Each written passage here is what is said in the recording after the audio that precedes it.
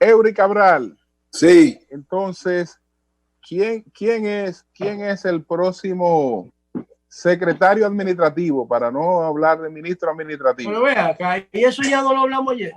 Sí, no, pero es el perfil, no el nombre. Sí, pero yo lo llamo ministro administrativo. O sea, Luis Abinader dijo que va a nombrar, porque ya fue la renunció, lo nombrará a partir del 16 de agosto, como ministro administrativo de la presidencia a José Ignacio Paliza. Entonces, y no pudiera ser para arreglarlo un poco, Eury, para arreglarlo un poco, yo tengo que ir, para arreglarlo un poco, ministro de administración. Bueno, oye lo que pasa. Digo yo, que sometan un proyecto al pero Congreso. Oye, déjame decirte, antes de explicar eso, ayer yo conversé con varias personas que conocen muy bien el Congreso, el Palacio, todas las cosas, porque en la discusión de ayer yo quedé un poco preocupado, o sea, ¿qué es lo que pasa? Y me mandaron, yo voy a hablar de eso el martes, que va a estar Cristian, porque vamos a poner de nuevo la discusión, y me dicen, alguien que sabe mucho de eso, que que los ministerios se crean por ley, y que el Ministerio Administrativo de la Presidencia está creado por una ley, me mandó copia, yo la tengo, o sea, la ley donde dice así mismo lo llama. Entonces, dice, pero déjame decirte, el martes yo lo voy a discutir con Cristian, porque Cristian trajo una serie de cosas. Bueno. Entonces, pero en ese sentido, Eury, y el martes podemos, de hecho, entonces mira, el martes podemos llamarlo para que fortalezca la discusión, porque yo hablé ayer con Alejandro Peña Núñez, que es abogado, bueno, él habló con Julio también, hablamos largo y tendido fuera del aire, y él tiene un planteamiento sobre lo que yo digo, sobre lo que planteó Cristian, pero él dice, en resumen, que el ministro administrativo, o sea, ese puesto, tiene un soporte legal, difuso, pero un soporte legal. Eso me dijeron a mí. Ahora, que el ministerio administrativo no, y que por ende los viceministros que puedan generarse de ahí no tienen ningún soporte legal. Porque el ministerio administrativo es un soporte, el ministerio administrativo o el secretario, como se llame, es un soporte del presidente, que el ministro real es el ministro de la presidencia. ¿Qué dice? Hasta ahora lo nombraron ministro administrativo de la presidencia, yo creo que tiene base legal. Y pregúntenle de eso a ver qué él opina, porque para mí, ser secretario de Estado es una distinción. ¿Qué es lo que cuadra en nuestro organigrama? Bueno, pero oye, Pompeo no es ministro, Pompeo es secretario de Estado. Pero, oye, pero habría que cambiar todo ya, o sea, y eso fue una reforma constitucional. Estos tigres inventando vainas, haciendo copy-paste sin estudiar, empezaron a poner el ministro, toda esa mierda, como lo de defensor del pueblo, que todos sabíamos que era un disparate, que no iba a funcionar si no se creaban ciertas condiciones. O como lo del decir que todos los ministros tienen que ser civiles, existiendo otra realidad. Cosa, tiene una vaina. Entonces, perfecto, permítame. Escúchame. Al que va a ser nombrado ministro administrativo de la presidencia. José Ignacio Paliza, todo el mundo lo conoce en su área política. Ha sido uno de los, digamos, de las estrellas fulgurantes de la política en los últimos tiempos, hasta el punto que es el presidente del partido que acaba de ganar las elecciones.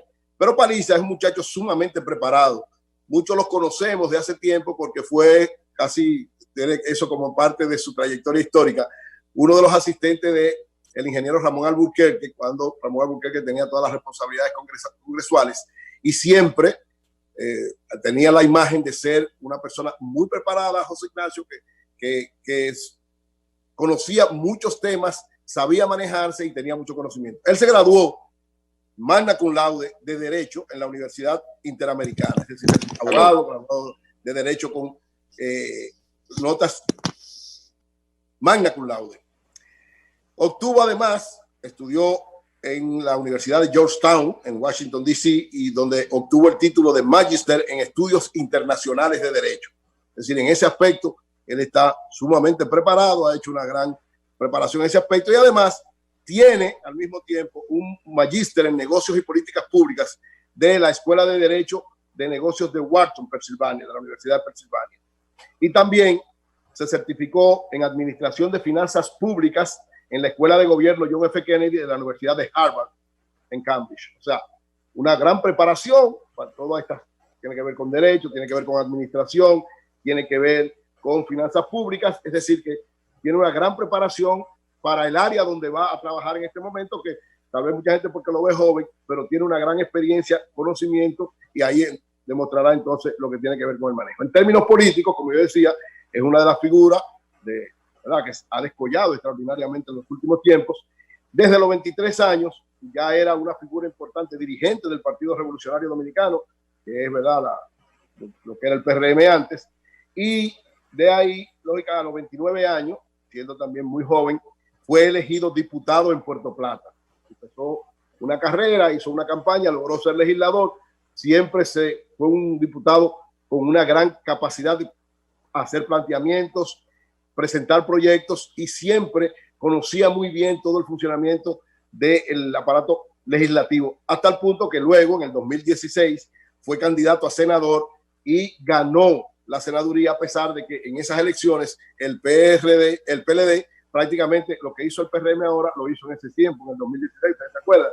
Con Danilo en la reelección. Sin embargo, él logró ganar la senaduría, que muchos no lo veían con posibilidades de eso, sin embargo, la logró. Ha sido un senador también sumamente destacado, a pesar de que está en minoría en el Congreso, pero sus posiciones siempre muy firmes, muy fuertes. Logró entonces convertirse en la figura principal del Partido Revolucionario Dominicano cuando en marzo del 2018 fue electo presidente de esa institución.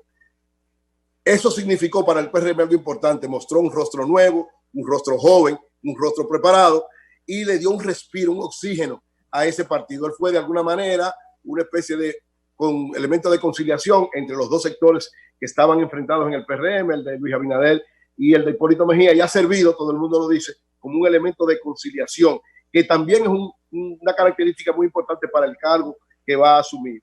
Es decir, este muchacho, que parece jovencito, tiene una gran historial de preparación, de concertación y de responsabilidad frente a la mayoría de las cosas que hace.